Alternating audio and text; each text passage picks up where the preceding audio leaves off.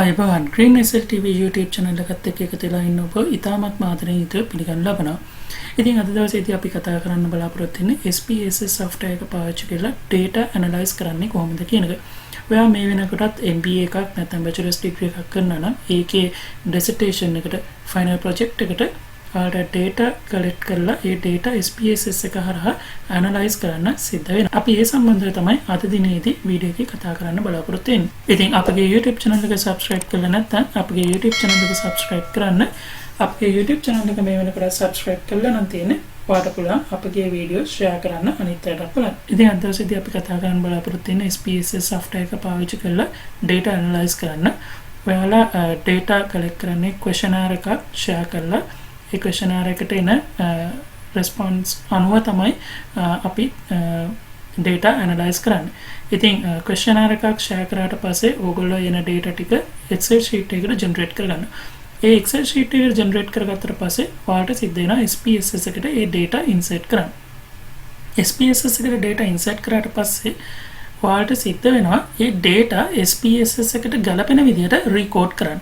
එහෙම SPSS එකට ගලපෙන විදිහට recode කරේ නැත්නම් ඔයාලට SPSS එකෙන් හරියටම data analyze කරගන්න බැරුව යනවා. ඉතින් අපි පළවෙනි step එක හැටියට අද දවසේදී කතා කරන්න බලාපොරොත්තු වෙන්නේ data insert කරගෙන data SPSS එකට ගලපෙන විදිහට recode කරගන්නේ කොහොමද කියන එක. ඉතින් මමත් අද දවසේදී ඔයාලා වෙනුවෙන් data collect කරගන්න questionnaire එකක් හදලා ඒක share කරලා ඒකෙන් data collect කරගත්තා. මම questionnaire එක මම share කරපු questionnaire එකේ මම කරපු research එකේ topic එක වෙන්නේ factors influencing employee performance in XYZ company Sri Lanka කියලා. මම generally hypothetically මම මේ create කරලා data collect කරා මුගලන්ට මේ වීඩියෝ එක කරන්න. එහිදී මම independent variable එක හැටියට පාවිච්චි කරා. Independent variables හැටියට පාවිච්චි කරා corporate communication, training and development, incentives and decision making powers with leadership. ඒ වගේ මගේ dependent variable එක උනේ employee performance. ඉතින් මේ එක variable එකකට ප්‍රශ්න 4 ගානේ questions 20ක් අතුලත් questionnaire එකක් මම share කරලා data collect කරගත්තා. ඉතින් පළවෙනි පියවර හැටියට ඔයාලා data insert කරගන්න ඕනේ. Excel sheet එකට generate කරගත්ත data insert කරගන්න ඕනේ. මෙතනින් Excel ගිහිල්ලා දැන් මගේ Excel sheet එක මේක ඔයාලට ඔයාලගේ location එක හරියට දීලා ඒ Excel sheet එක open කරගන්න පුළුවන්.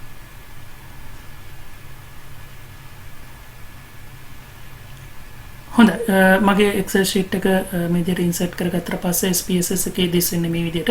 මේකේ පොඩි පැහැදිලි කිරීමක් කරන්නම්. මේකේ පළවෙනි row එකේ පෙන්වන්නේ ඔයා questionnaire එකේ share කරපු questions ටික. ඒ වගේම පල්ලෙහා පෙන්වන්නේ ඒ ප්‍රශ්න වලට හම්බෙච්ච උත්තර.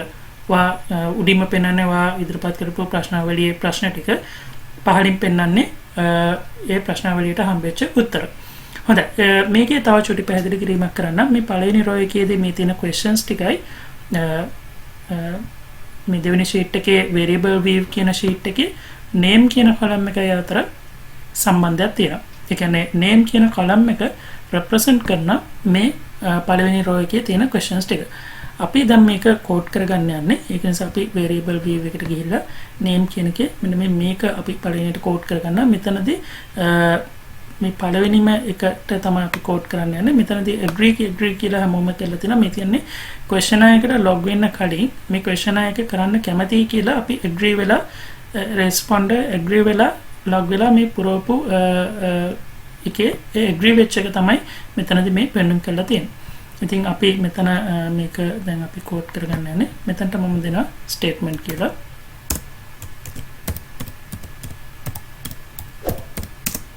මෙතනට මම දෙන age category කියලා තියෙනවා. මේක මම age කියලා තියාගන්නවා. මෙතනදී education level එක අහලා තියෙනවා. මම මේක education කියලා විතරක් තියාගන්නවා. තමන්ට කැමති විදිහට මේක කෝඩ් කරගන්න පුළුවන්.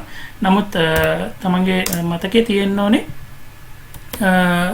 මේකෙදී මේ අදාළ කෝඩ් කරාට ඒ අදාළ variable එකෙන් මොකද්ද represent වෙන්නේ කියන එක. මෙතන occupation details අහලා තියෙන්නේ. occupation කියන එක අපිට හදාගන්න පුළුවන්. gender monthly average income එක තියෙනවා. මේක මම income කියලා හදාගන්නවා. මේ මතකයේ හැමතිස්සෙම තියෙනවනේ මෙතන income කියලා represent කරන්නේ average monthly income එක. ඊට පස්සේ මෙතන career experience කියන එක තියෙනවා. මම මේක experience කියලා තියාගන්න.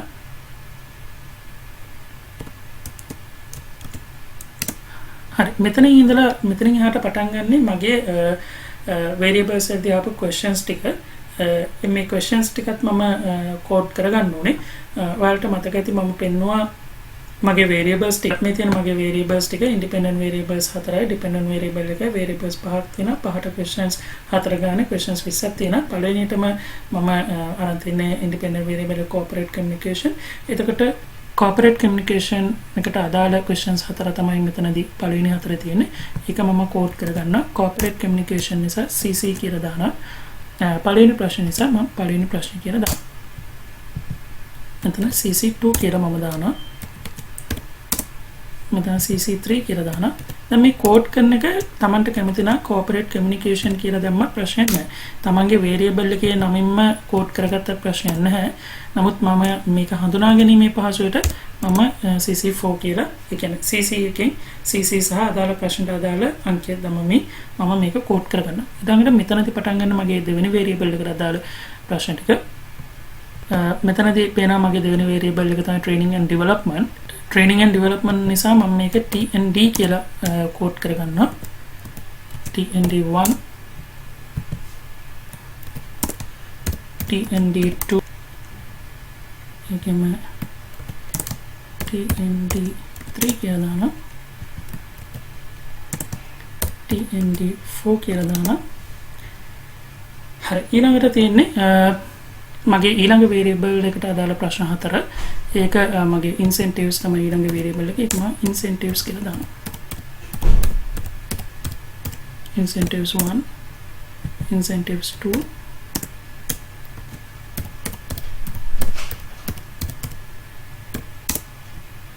okay incentives 3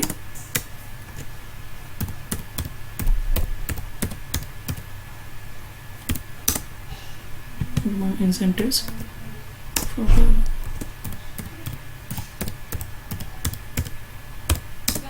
හරි මේක ඊළඟ මගේ ඊළඟ variable එකට අදාළ ප්‍රශ්න ටික මගේ ඊළඟ variable එක උනේ decision making powers with leadership කියන එක DMPL1 කියලා මම මේක කෝඩ් කරනවා.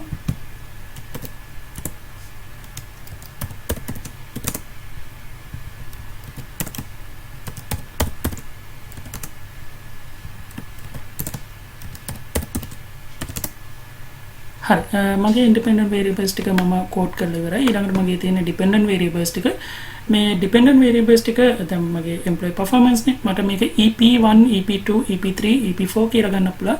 නමුත් මගේ හඳුනා ගැනීමේ පහසුවට මම මේක dependent 1 dependent 2 dependent 3 dependent 4 කියලා ගන්නවා.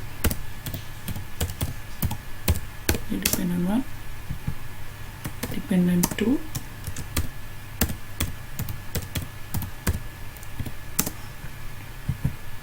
dependent 3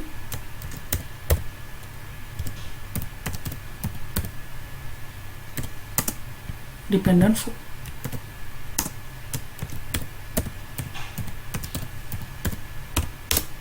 හරි මේ විදිහට කෝඩ් කරලා data view එකට ගියාට පස්සේ ඔයාලට පේනවා ඔයාගේ අර තිබිච්ච questions ටික මේ විදිහට group වෙලා පිළිවෙලකට පේනවා කියලා. හරි දැන් මේ විදිහට මගේ questions ටික මම මේ විදිහට කෝඩ් කරගත්තට පස්සේ අපිට මේ හම්බෙච්ච answers මේ දේවලුත් අපි කෝඩ් කරගන්න ඕනේ. දැන් මේක agree disagree neutral agree neutral ඔය විදිහට තිබිලා හරියන්නේ නැහැ. මේක අපි කෝඩ් කරගන්න ඕනේ. මේ කෝඩ් කරන්නේ transform කියලා recode into same variables කියලා. මෙතනදී අපේ independent variables ටිකයි dependent variable එකයි select කරන්න ඕනේ. දැන් මේ විදිහට තියෙනකොට ඔයාලට ටිකක් අපහැදිලි මේක තෝරගන්න. ඒක නිසා අපි මේ විදිහට ගන්න පුළුවන් variable view එකට ගිහලා මෙතන label ටික අපි delete කරගන්න ඕනේ.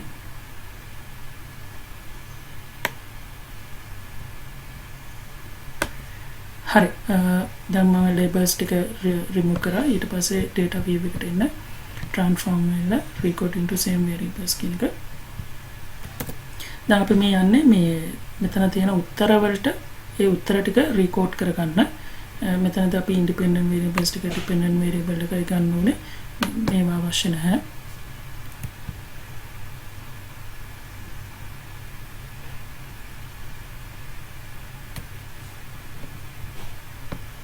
old and new values මේකේ strongly agree කියන එක ගන්න.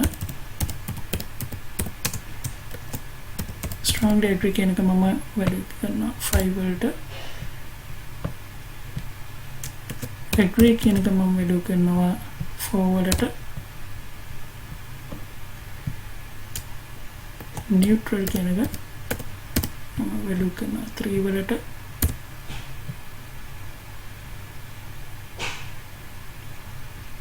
neutral හරියටම ස්පෙලින්ස් දැන්න වැරදුනොත් ආපහු එක රෙකෝඩ් වෙන්නේ නැහැ. හරි ඊට පස්සේ disagree කියන එක කියලා මම value කරනවා. that's strongly disagree කියන එක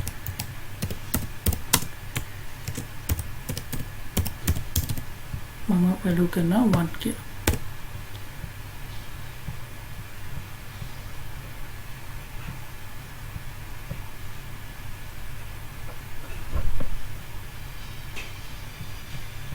එතකොට ඔයාලට පේනවා මම රෙකෝඩ් කරගත්ත values ටික මේ විදිහට තියෙනවා. හැම එකක්ම රෙකෝඩ් වෙලා තියෙන්නේ.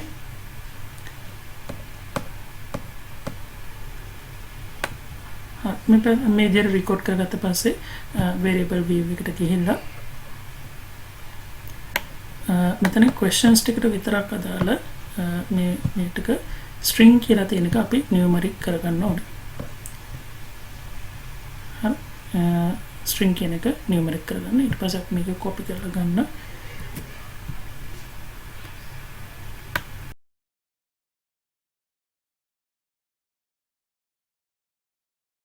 හරි මේ විදිහට ඔක්කොම paste කරගන්න පුළුවන්. එතකොට numeric කියලා වටනවා. numeric කියලා වටනට පස්සේ මේ measure කියන එක යටතේ මේ මෙතන measure කියන එක යටතේ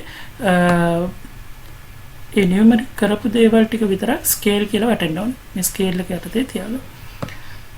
හරි මේක තමයි අපි මේ විදිහට හදා ගන්න ඕනේ SPSS එකෙන් data analyze කරන්න පළවෙනි step එක හැටියට මේ විදිහට හදාගෙන තමයි අපි data analyze කරන්න ඕනේ. ඉතින් අපි SPSS එකේ පළවෙනි වීඩියෝ එක හැටියට මේක අපි ඔයගලන්ට කියලා දුන්නා.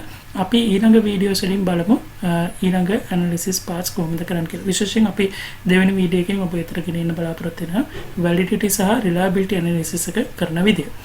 අපගේ YouTube channel එක subscribe කරලා නැත්නම් අපගේ YouTube channel එක subscribe කරන්න.